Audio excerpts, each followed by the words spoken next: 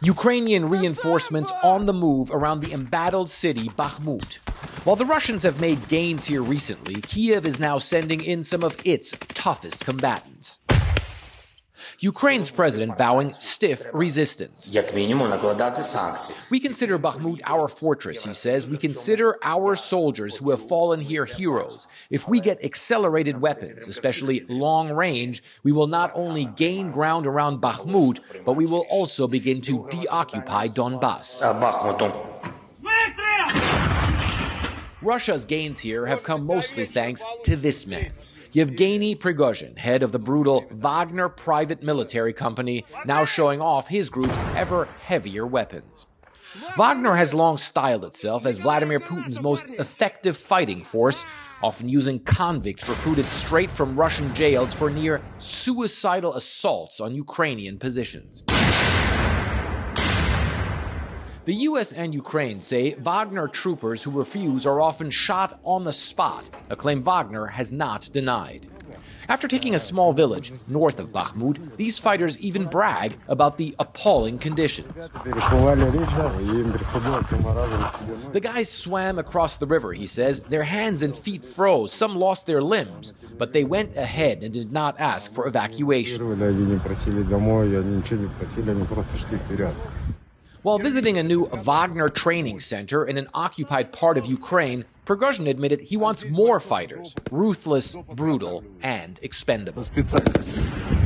Here they finish their training, he said. First, they make them into baby eagles, and here they become cannibals. But those so-called cannibals appear to be dying by the thousands. This drone footage, given to us by Ukrainian forces, purports to show scores of Wagner fighters littering the hills around Bakhmut.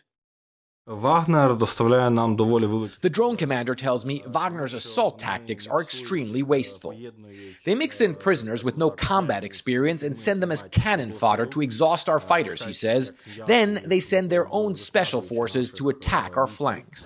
While Ukrainian troops are on the back foot in Bakhmut, Wagner's attrition rate might be so high they can't even find enough convicts to use as cannon fodder, says Olga Romanova of the civil rights group Russia Behind Bars, that keeps in touch with those sent to Ukraine by Wagner.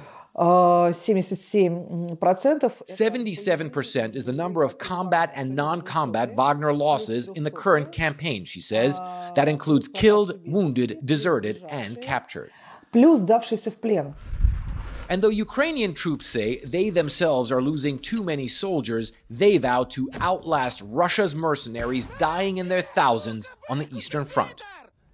And Fred Plankton joins us now. What do Ukrainian leaders say they need to not only hold off the Wagner forces in Bakhmut, but also begin pushing Russia back? Hi, Anderson. Well, they say they need more of those longer distance weapons. Essentially, what we hear from Ukrainian officials, but also from battlefield commanders on the front lines, is they say that when the U.S. first gave the Ukrainians the HIMARS, they started hitting a lot of those Russian weapons depots and logistics and supply lines.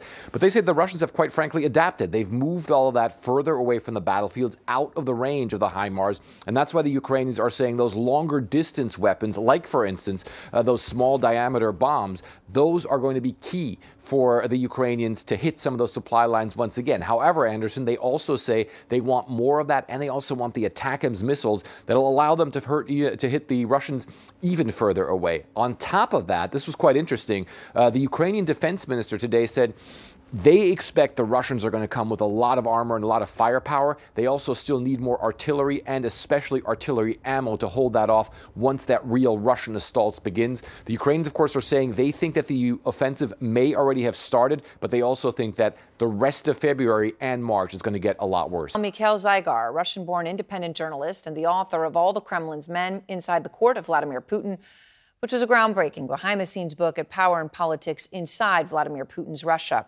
So, Mikhail, you have been writing a lot about the growing power of the Wagner Group, which, of course, is the private Russian military run by Yevgeny Prigozhin, which has been incredibly central in the Bakhmut battle, right, that we've seen along the front. And we now, right now, understand that the Wagner Group accounts for about 15% of all Russian troops on the ground, which is a stunning figure. So in all of your reporting, when everyone says, who is this Prigozhin? What does he want? Do you think it is a possibility that he could ultimately replace Putin as leader of Russia? You know, that's really interesting, and that's the most hot topic for speculation in Moscow, because for the first time ever, after 22 years of Putin's presidency, there is a person who still claims that he's an ardent Putin's supporter, and who's obviously a person from his inner circle, but possibly he's got the potential to challenge Putin, and he is accumulating people around him. He obviously has political ambitions. He's the first folk hero for many years, and he's a hero for the most ultra-conservative, the most I would say fascist part of Russian society. And as long as we don't have any liberal part in Russian society, because most of those people, leaders of that part of Russian society, have left. Now he's an obvious rival to President Putin. It is incredible to have watched this happen. Now, in the context here, Mikhail, what you're reporting on is how Russians are frustrated that their country isn't winning the war. The Ukrainians say that Putin, wants to capture all of Donbass by the end of March as part of an offensive. We'll see whether that occurs or not, but that's part of what we understand his goals right now to be. What will military failure mean for Putin and for Prigozhin if he does not succeed, even in the context of what he'd originally wanted, right, which is all of Ukraine, that limited goal of Donbass? What would that failure mean? It's interesting, but now the ball is not on his side, because recently, right in the beginning of January, Putin appointed head of general staff, General Gerasimov, who is like man number 2 in Russian army, and who was in charge of that campaign from the beginning. And now he's officially commander-in-chief of that offensive in Ukraine. And actually, Prigozhin has to sit and wait until Gerasimov meets his failure in Ukraine. So Prigozhin is in a very comfortable position, because no one really believes that Gerasimov can achieve anything.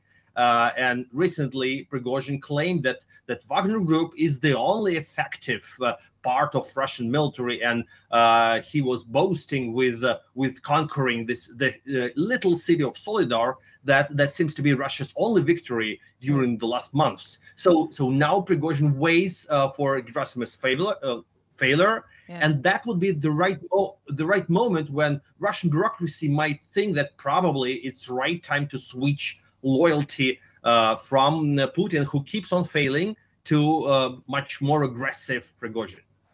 All right. Thank you so much, Mikhail, for sharing that with us.